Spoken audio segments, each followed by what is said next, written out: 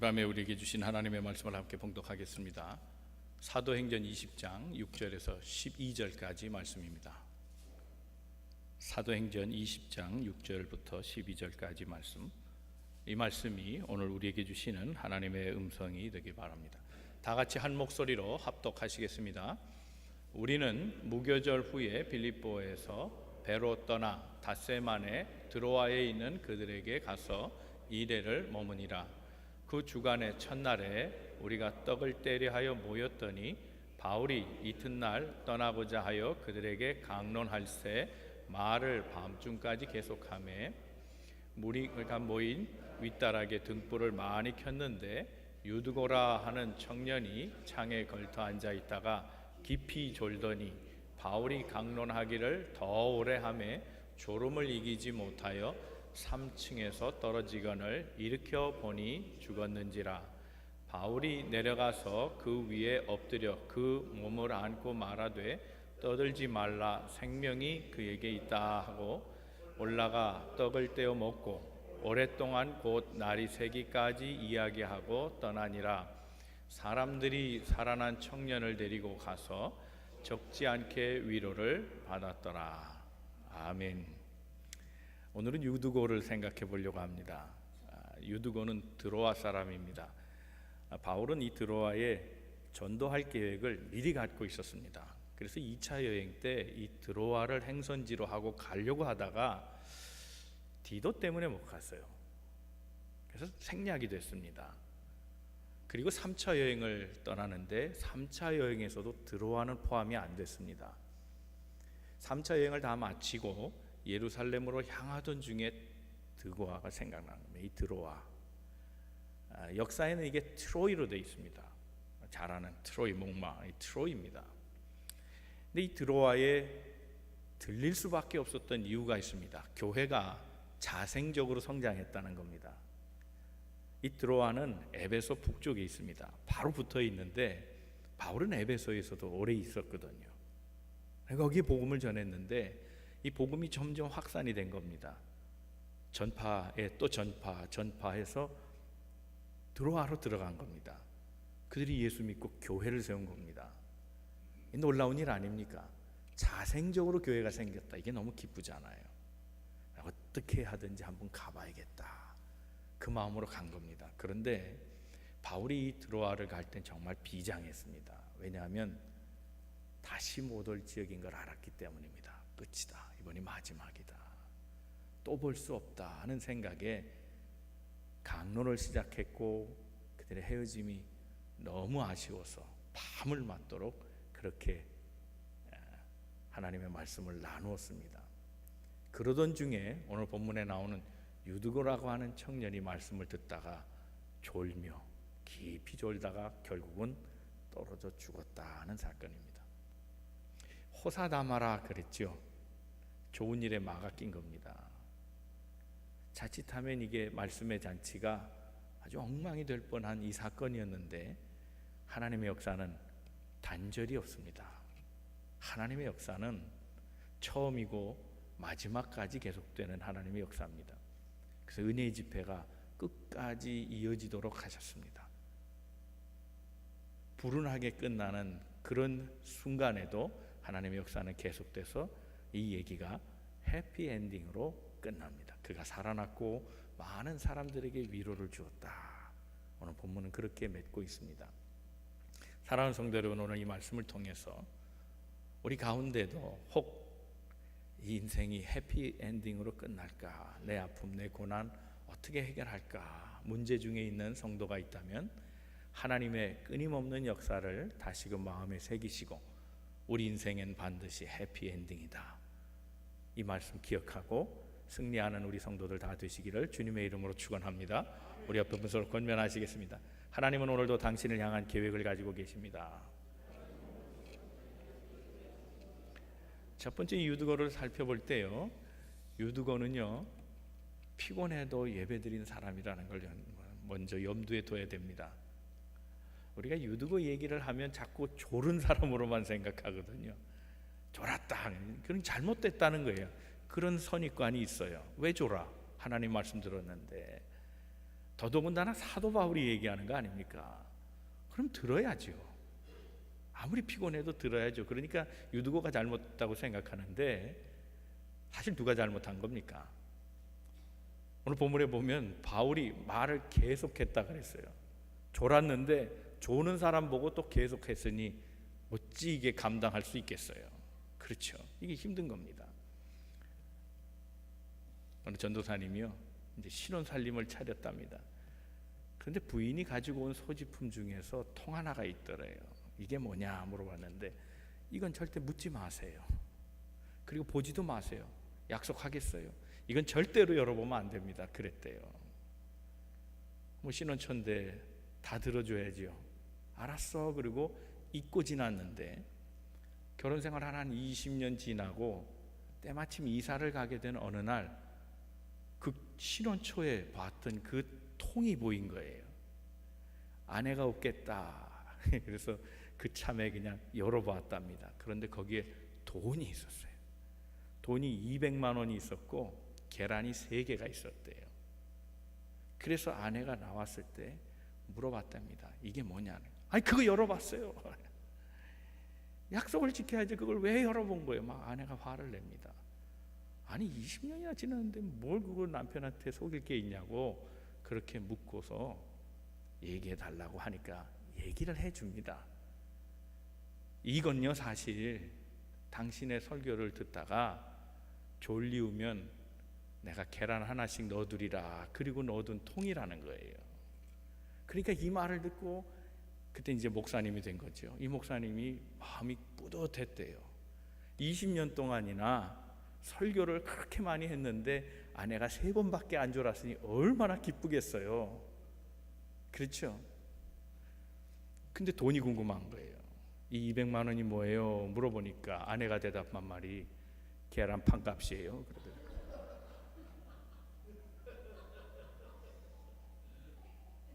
누구 잘못이에요? 교인을 졸게 한 건 누구 잘못입니까? 여러분 잘못이죠, 그죠? 그래요. 오랫동안 말씀을 나눴으니 감당할 수 있겠어요? 여러분 유두고라는 이름을 주목해야 합니다. 이 유두고라는 이름은 헬라 말로 발음대로 하면 유티코스예요. 유티코스. 이 유두고 우리 말로 그냥 유두고라고 말하는 겁니다. 유는 좋다는 거예요. 유앙겔리온. 그게 복음이에요. 유는 다 좋다는 뜻입니다. 그러니까 유티커스, 티커스는 뭐냐면 운이에요. 행운, 럭키예요. 이 사람은 뭔가 행운의 사람인데 이 이름을 쓰는 데는 이유가 있어요. 운이 없는 사람이라는 거예요. 이 이름은 하층민들이 쓰는 거예요. 높은 고관 대작들은 이런 이름 안 써요. 럭키? 그런 말 필요 없어요. 왜? 럭키하니까. 럭키하지 못한 사람이 럭키라는 거예요. 여러분 우리 블랙 피플 중에서 화이트란 이름 가진 사람이 너무 많아요. 왜요? 까마니까. 이름이 화이트예요. 소망이에요. 하얗게 되고 싶은 거예요. 하층민이에요. 노예 계급이 썼던 이름이에요. 헬라 시대에는 저급한 사람들에게 이런 이름을 썼다고요. 예전에 우리도 어릴 때 에글피아라고 이름을 좀 그렇게 진 적이 있잖아요. 그렇죠. 동칠이. 그게 사실은 동칠이 아니잖아요. 넘어가겠습니다. 그렇죠. 동칠이가 아니잖아요. 그죠? 제 친구 중에 이름이 주길이가 있어요. 오래 살라는 거예요. 길주자, 길길자. 그게 주길이에요. 근데 성이 차씨예요. 이름을 그렇게 지어요. 아주 반어적이에요. 나쁘게 이름을 짓고 오래 살라는 거죠. 그러니까 그 이름 속에 뭔가 희망이 들어가 있어요. 그러니까 이 유두고라는 이름에는 그의 신분이 얼마나 열악한가 하는 걸 드러내는 거죠. 노예입니다. 그 말씀 집회에는 이미 주인이 와 있어요. 일찌감치 저녁 먹고 와 있는 거예요. 앞자리에 앉은 거예요. 그런데 이 사람은 그렇게 올 수가 없어요. 주인이 없던 밥상도 치워야 돼요. 집도 정리하고요. 낮에 일했던 도구들 다 깨끗이 씻어야 되고 가지런히 다 정돈해야 되고 다음 일까지 다 준비해 놓고 그제서야 들어온 거예요. 그러니 사람들은 꽉 찼죠. 앞자리 어림없어요. 젊은 사람이에요. 노인에게 양보해야죠. 밀리고 밀리다가 3층까지 올라간 거예요. 그 꼭대기에 걸터 앉다가 그만 바울의 강론이 계속됨으로 졸음을 참지 못하고 떨어졌다는 거예요. 그런데 그의 이름처럼 운이 있었어요. 행운이 있었어요. 그 복이 뭡니까? 말씀을 사모하는 예배 자리에 그가 있었다는 거예요. 그게 복이에요. 하나님의 손 안으로 떨어진 거예요. 그래서 죽었던 그가 살아난 거예요. 더더군다나 그가 참 스승인 바울의 말을 들었다는 거예요. 예수에 대해서 정확히 알고 있는 분의 강론을 들었다는 것은 얼마나 행복한 일인지 몰라요. 여러분, 세상에 많은 강론이 있지만 엉뚱한 것들이 많잖아요. 로마서 10장 2절에는 그렇게 말합니다. 한번 같이 말씀 읽어볼까요? 시작. 내가 증언하노니 그들이 하나님께 열심히 있으나 올바른 지식을, 여러분, 열심히보다 더 중요한 건 올바로 하는 거예요. 잘못 배우고 열심히 하면 위험해요. 차라리 잘못 배웠으면 조용한 게 좋아요. 바르게 배우고 열심을 내야죠. 참 스승으로부터 배운 거예요. 진짜 말씀을 들은 거예요. 이제까지 들어보지 못했어요. 누가 전한 복음을 전해서 들었어요. 그런데 지금 바울의 말을 직접 듣게 됐다는 거예요. 이게 운 중에 운이고 복 중에 복입니다. 사랑하는 성도 여러분, 우리가 말씀을 통해서 이렇게 예수 그리스도를 직접 만나는 은총이 있기를 주님의 이름으로 축원합니다. 주 안에 있으세요. 사고가 나도 말씀 안에 있을 때 되는 거예요. 그게 문제풀이, 묘수풀이는 딴 데 있지 않아요. 하나님의 말씀 들을 때 오는 거죠.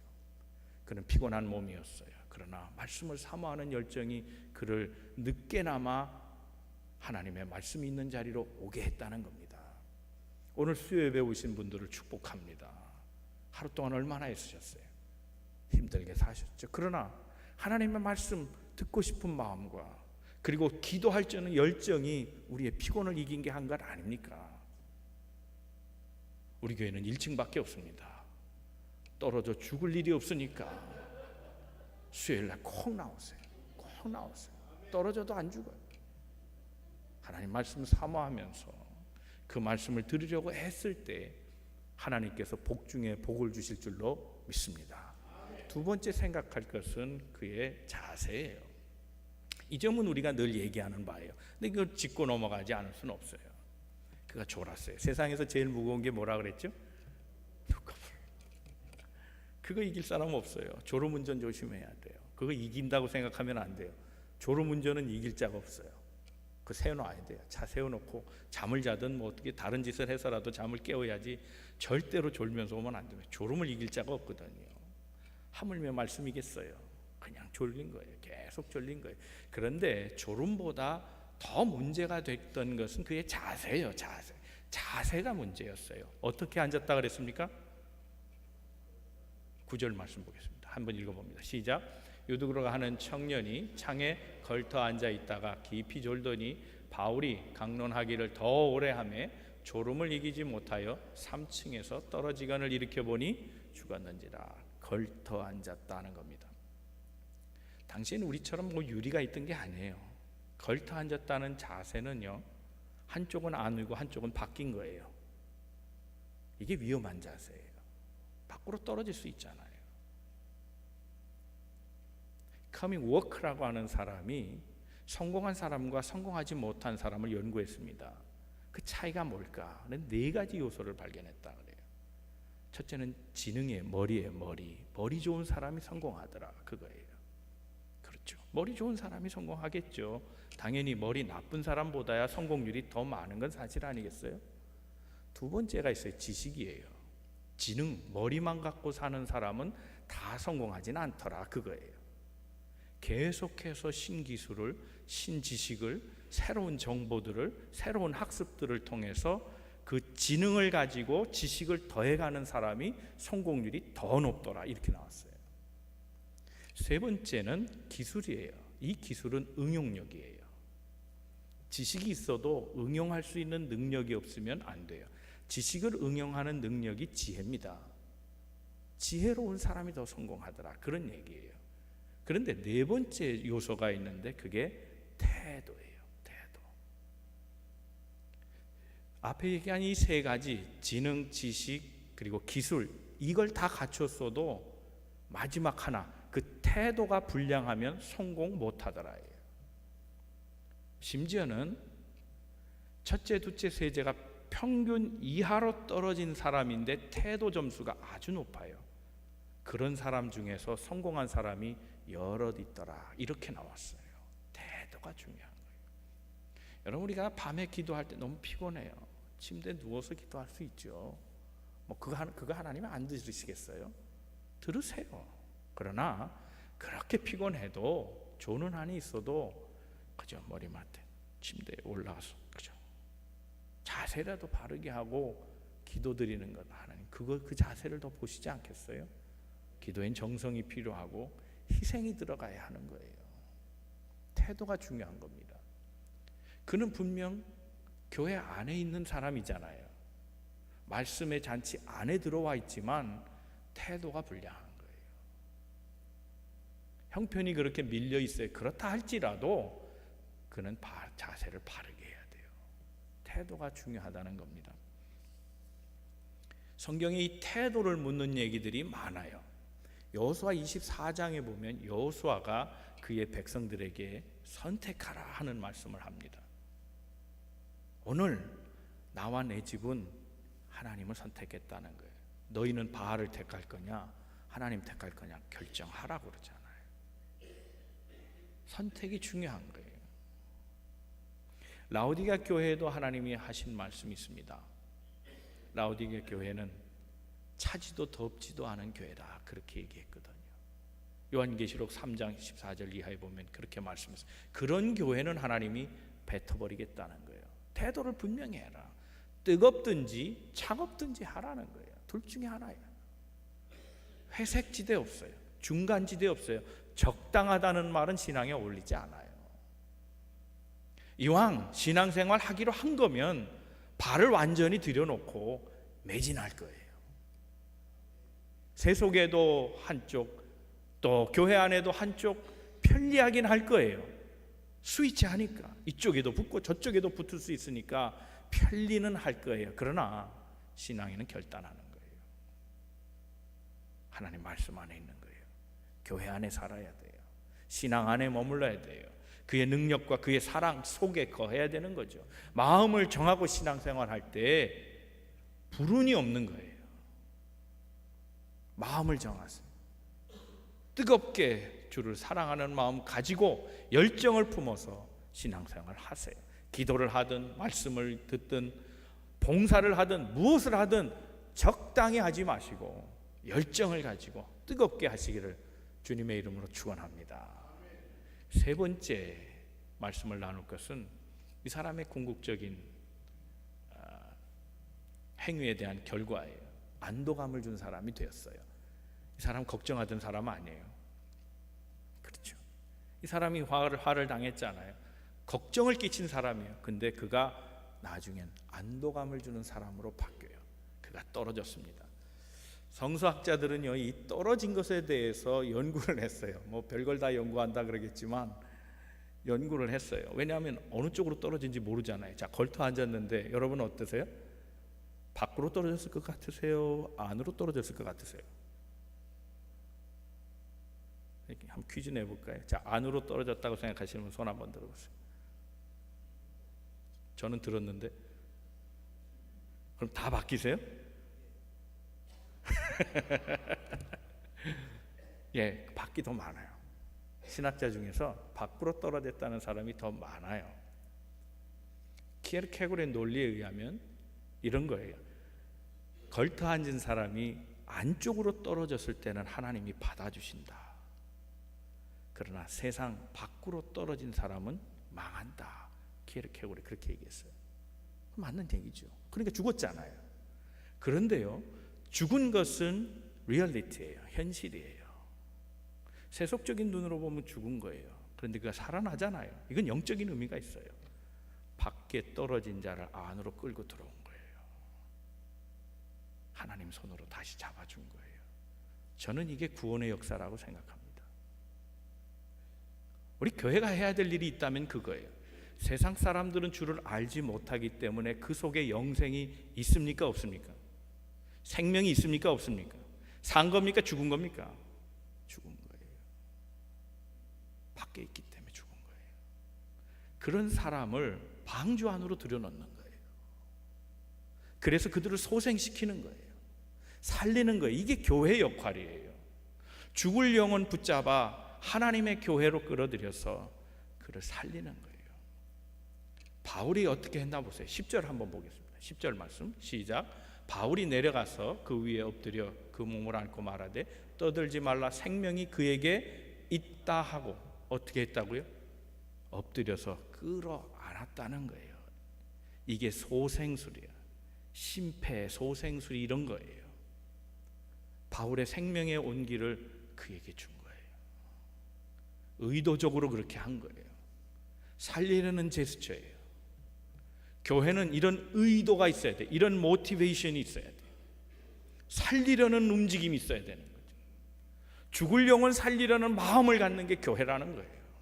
세상 밖으로 떨어진 사람, 살아있는 것처럼 보이지만 걸어 다니지만 이미 죽어있는 존재로 살아가는 수많은 영혼들을 교회로 불러다가 그들을 끌어안고 내 생명을 그에게 불어넣어주는 삶, 이것이 신앙인의 삶이라는 거예요. 교회 역할이라는 거예요. 우리의 임무예요. 성경엔 이렇게 살린 사람들이 많아요.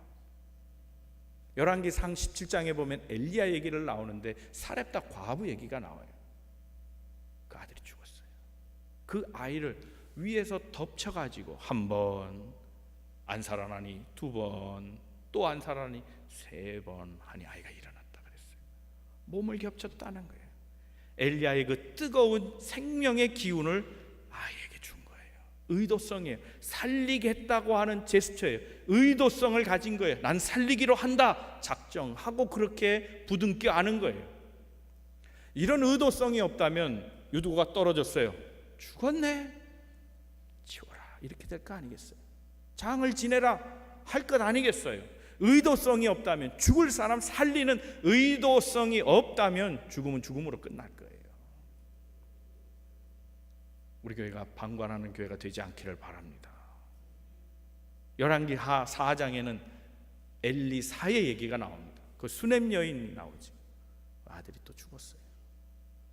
그 수넴 여인의 아들. 거기에는 어떻게 되냐면 끌어와서 딱 몸을 맞추고서 눈에는 눈, 코에는 코, 입에는 딱 맞췄다는 거예요. 하나하나 신체 부위 하나를 그대로 맞춰 놓고 생기를 불어넣어 주었어요. 온기를 넣어준 거예요. 생명력을 넣어 주었어요. 그가 살아난 거예요. 바울은 그를 엎드려서 끌어안고 그에게 생명을 주었어요. 그랬더니 그가 살아났다는 거예요. 이게 교회 역할을 말합니다. 그러면 하나님은 왜 그를 살려주셨습니까? 거기엔 이유가 있어요. 틀림없는 이유가 있어요. 오늘 결론이 그거예요. 12절 말씀입니다. 다 같이 한번 읽어봅니다. 시작. 사람들이 살아난 청년을 데리고 가서 적지 않게 위로를. 자, 이 말씀의 시작이 어떻게 된 겁니까? 두고 와 사람을 위로해 주려고 한 거예요. 그들은 말씀으로 위로를 받았어요. 그러나 그 말씀은 이제 once for all이에요. 딱 한 번 맡긴 기회가 없어요. 다시는 바울을 못 볼 거예요. 그럼 이제 누구의 위로를 받아야 합니까? 하나님의 위로를 받아야 합니다. 그를 살림으로 오늘 우리가 함께 준비 찬양할 때 찬양 소리에 그게 있잖아요. 내 주를 가까이 하게 함은 하나님을 가까이 하게 된 사건으로 그들이 알게 된 거예요. 이 사건으로 귀로 듣던 하나님의 말씀을 이제 눈으로 보게 된 거예요. 욥기 42장 5절 말씀에 욥의 고백이 그래요. 그는 수많은 고난을 겪으면서 결론적으로 맨 마지막 장 42장에서 그렇게 고백합니다. 이제까지 내가 하나님에 관해서는 about 하나님에 대해서 내가 귀로만 알아들었다는 거예요. 그러나 이 고난을 통해 나는 이제 주를 눈으로 보게 되었나이다 고백합니다. 그게 고난의 이유였어요. 하나님이 가까이 두시려고, 하나님의 임재를 가까이 경험하게 하려고 그에게 고난을 두셨다는 거예요. 하나님의 모든 목적은 우리 인생을 하나님에게 가까이 두고자 함이에요. 그래서 우리에게 고난도 있는 것이고, 그래서 우리에게 질병도 있는 거예요. 시험도 있는 거예요. 축복도 마찬가지예요. 하나님은 우리에게 그 모든 생활의 많은 요소들을 통해서 어떻게 하든지 내가 너와 가까이 하겠다는 걸 알려주시고, 살아계신 하나님을 느끼게 해주시려고 이 사건을 만들어 주셨다는 겁니다. 유두고도 나중에 죽어요. 그가 지금까지 살아있지 않았어요. 그러나 이 사건을 통해서 잠시의 부활이었지만, 그러나 이 사건을 통해 하나님을 피부로 알고 살아가도록, 바울은 떠나도 이제 바울의 말씀을 통한 위로가 아니라 살아계신 하나님이 그들과 함께 계심을 알게 하려고 이 사건을 통해 그에게 생명력을 다시 불어넣어 주셨다는 거예요. 그래서 그들이 그런 하나님을 체험하게 되고 위로를 받았다는 겁니다. 사랑하는 성도 여러분, 고난 중에 계신 분들이 계십니까? 그 고난을 통해 이런 하나님 만나시고 하나님의 위로를 받는 우리 모든 성도들 되시기를 주님 이름으로 축원합니다. 하나님은 우리를 사랑하셔서 모든 인생에 개입하사 하나님의 역사로 우리를 해피 엔딩하게 하시는 분이라는 겁니다. 하나님의 역사가 1분 1초도 쉰 적이 있나요? 하나님이 하루 24시간 동안 중단된 시간이 있었습니까? 1년 365일 중단된 날이 있습니까? 아닙니다. 때로 우리는 단절을 경험합니다. 때로 우리는 섭섭함도 느낍니다. 때로는 홀로 된 것을 느낍니다. 그러나 우리가 태양을 볼 수 없을 때에도 태양은 거기 있듯이 하나님의 역사는 오늘도 우리 삶 가운데 늘 존재하고 있다는 사실을 기억해야 합니다. 그것을 알게 하시려고 하나님이 유두고를 살려주신 겁니다. 하나님의 존재를 체험하고 살라고, 하나님의 역사하심을 이제는 부인하지 말고 살라고 그렇게 그들에게 이 놀라운 역사를 은혜 가운데 허락해 주셨다는 겁니다. 오늘도 삶이 아프고 피곤하고 지친 영혼이 있다면 이런 하나님의 위로가 함께 하시기를 바랍니다. 주의 말씀을 사모하는 자에게는 모든 것이 다 해피 엔딩입니다. 하나님의 거하기를 소망하는 사람에게는 모든 것이 다 해피 엔딩임을 기억하시고, 절망 중에도 낙심하지 마시고 하나님의 역사에 붙들려 말씀대로 순종하고 주의 뜻을 구할 때 하나님의 놀라운 은혜로 우리의 삶에 영광된 날을 언젠간 반드시 허락해 주실 줄로 믿습니다. 오늘도 소망을 가지신 우리 모든 만남의 성도들 다 되시기를 주님의 이름으로 축원합니다. 기도하겠습니다.